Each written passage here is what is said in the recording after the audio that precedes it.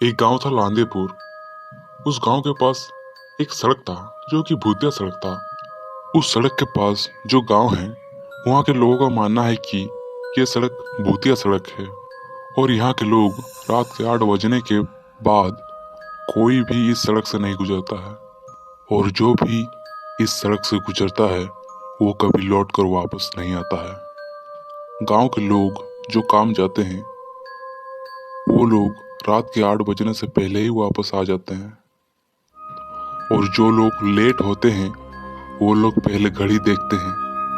अगर 8 बज जाता है तो वो लोग उस दिन वहीं पे रह जाते हैं जहाँ पे वो काम करते हैं और सुबह को घर आ जाते हैं। एक दिन एक आदमी जिसका उम्र 45 वर्ष था, उसका नाम था हरी। उस दिन हरी पेमेंट लेने के चक्कर में लेट हो गया। उसने घड़ी देखा तो रात के 8:30 बज चुके थे और उस दिन उसके घर में उसके बेटे का बर्थडे था। उसके बेटे का नाम शंकर था जो कि 20 साल का था। वो शहर में ही रहता है। वो केवल अपने बर्थडे के दिन ही अपने गांव वापस आता है। बर्थडे में सभी लोग आ चुके थे सिर्फ हरी को छोड़ के। शंकर ने अपने माँ से बोला, माँ बाबा अभी तक नहीं आए, रात के 9 बज गए हैं, मैं फोन करता हूँ बाबा को। फिर शंकर ने अपने बाबा को फोन किया। हेलो बाबा, आप अभी तक नहीं आए, रात के 9 बज गए। शंकर के बाबा ने बोला, बेटा मैं आज नहीं आ पाऊंगा क्योंकि हमारे गांव जाने से पहले एक सड़क है जो कि भूतिया सड़क है।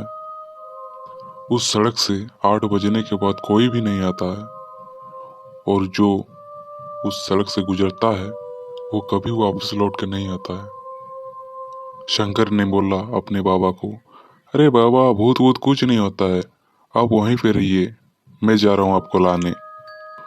हरी ने बोला, अरे नहीं नहीं तुम मत आओ, पता नहीं क्या होगा, तुम घर पे ही रहो, मैं ही जा रहा हूँ। शंकर ने बोला, ठीक है जल्दी आ जाइए नहीं तो मैं आपके पास चला जाऊंगा। और इतना बोलते ही शंकर ने अपना फोन रख दिया। हरी सोचने लगा, अगर मैं नहीं गया तो मेरा बेटा यहाँ आ जाएगा, वो बहुत जिद्दी है, इससे अच्छा मैं ही चला जाता हूँ। पता नहीं क्या होगा, जो भी होगा होगा, भगवान रक्षा करना मेरी।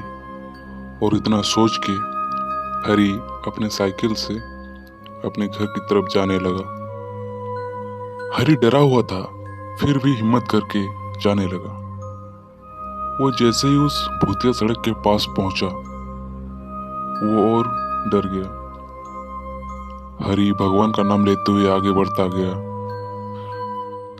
फिर उसने जैसे ही उस सड़क के किनारे देखा, उसने देखा कि एक बड़े से पेड़ के नीचे एक काली परछाई खड़ी हुई है और उसकी तरफ देख रही है। हरी बहुत ज्यादा डर गया और साइकिल को और तेजी से चलाने लगा। फिर हरी उस सड़क के बीचों बीच जैसे ही पहुंचा, हरी को लगने लगा कि उसके साइकिल के पीछे कोई बैठा हुआ है।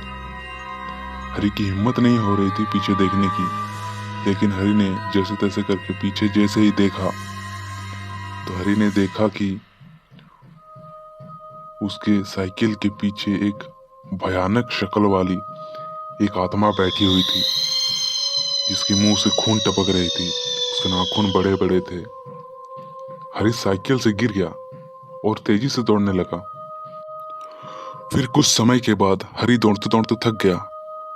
फिर वो एक जगह रुक गया और पीछे देखने लगा, पीछे कोई नहीं था।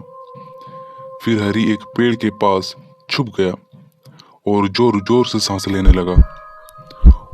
वो पूरा थक चुका था, वो चल भी नहीं पा रहा था।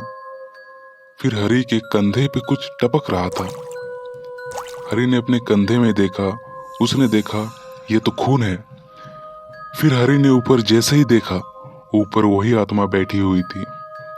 फिर उस आत्मा ने हरी पर हमला कर दिया और फिर हरी के पैर को खींचता हुआ जंगल के बीच ले गया।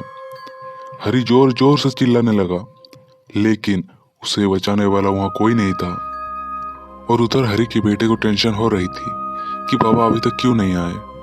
फिर शंकर के माँ ने बोला शंकर को, बेटा वो आज नहीं आएंगे, अगर आते तो अब तक पहुंच जाते, तुम केक काटो। फिर शंकर के दोस्तों ने भी बोला, हाँ शंकर, बहुत रात हो चुका, जल्दी से केक काटो, और हम लोगों को तो घर भी तो जाना है ना। फिर शंकर ने केक काटा, बर्थडे मनाए सभी लोग अच्छे से, और सब लोग अपने अपने घर गए। और फिर सुबह हो गया, गांव के लोग अपने अपने काम जा रहे थे। उस भूतिया सड़क के पास गांव के लोग जैसे ही पहुंचे, उन लोगों को दिखा कि एक साइकिल किनारे के पास गिरा हुआ है। वो लोग पास जैसे ही पहुंचे, वो लोग पहचान गए, अरे ये तो हरी की साइकिल है, हरी कहाँ है। फिर उन लोगों ने हरी के बेटे को फोन किया। फिर शंकर और उसके परिवार वाले पहुंचे।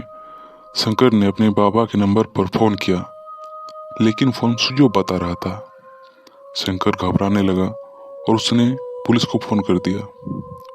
पुलिस पहुंचे वहां। पुलिस वालों ने जंगल की अच्छे से तलाशी ली। उन लोगों को एक लाश मिली। उस लाश का सर नहीं था। फिर पुलिस वालों ने शंकर के परिवार वालों को बुलाया और वो लाश को शंकर के परिवार वालों को दिखाया। शंकर के परिवार वाले उस लाश को पहचान गए। शंकर ने बोला, सर ये तो मेरा बाबा का लाश है। पुलिस वालों ने बोला, ये लाश हमें उस जंगल के एक पेड़ के ऊपर से मिला। और फिर शंकर के परिवार वालों ने उस लाश का अंतिम संस्कार किया। फिर अगले दिन गांव के लोगों ने पंचायत बिठाया। गांव के मुखिया ने बोला, अब ये सड़क बहुत श्रापित बन चुका है, अब इस सड़क को बंद करना ही पड़ेगा और हमारे नदी के ऊपर एक पुल बनाएंगे और वहां से सब लोग आएंगे जाएंगे। गांव के लोगों ने बोला, जी मुखिया जी, ऐसा ही होगा।